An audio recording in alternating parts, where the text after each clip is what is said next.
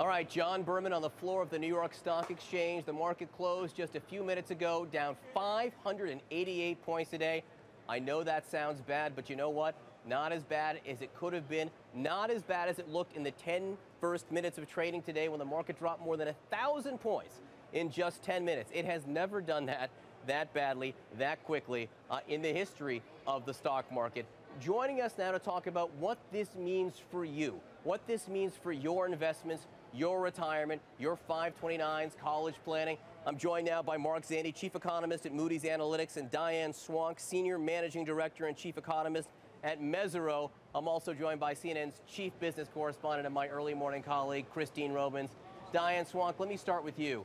Diane, you're sitting at home right now. You're seeing 588 points down on Monday. On Friday, it was down 500 points. That looks bad.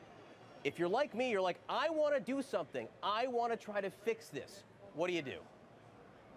You know, I don't know how to fix it. If I could wave a magic wand, I certainly would. I think the important thing is to focus in this kind of uncertainty on what you know. What do we know? We know that employment has been up. We know that prices of the pump are plummeting, all except in my backyard in Chicago where we've got refining problems.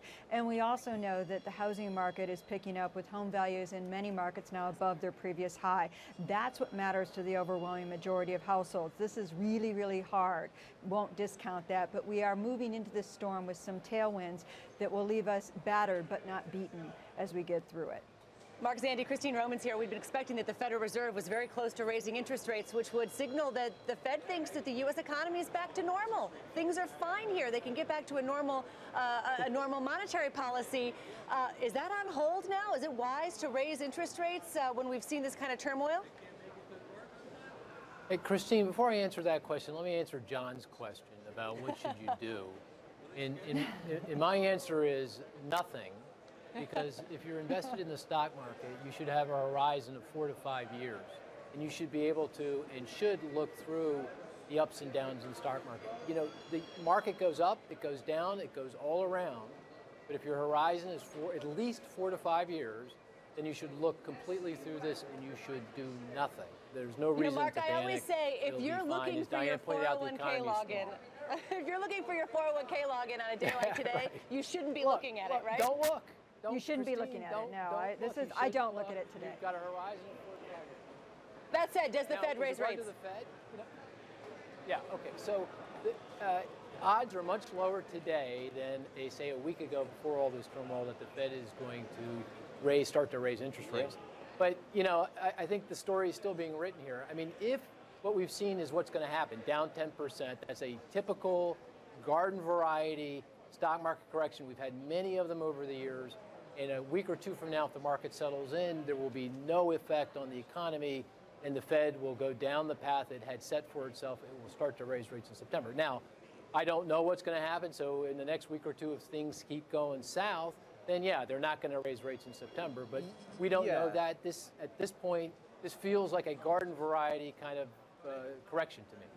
You guys are all financial people, and you're all so freaking calm right now. And I'm sitting here going, the market's dropped 1,000 points in the last 2 days. We're going on little sleep. We were watching those Chinese markets through the night. I do understand that. I do understand that. It's just exhausting. And this is good advice. This is really good advice. I'm glad they're listening to you, not me at home. But Diane Swonk, let's give the glass half empty here, at least when it comes to China.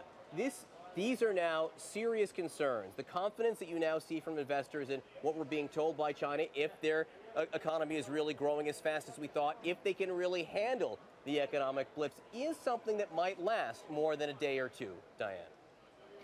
I do think it's something that lasts more than a day or two. I think the Fed is now taking September off the table, but December is still on the table. We had actually Fed President Lockhart talk today, and he still wants to get a rate hike in this year. Really, the Fed has very deep-seated desire to get liftoff by the end of this year, even just in the last calendar days of the year. I think that's important.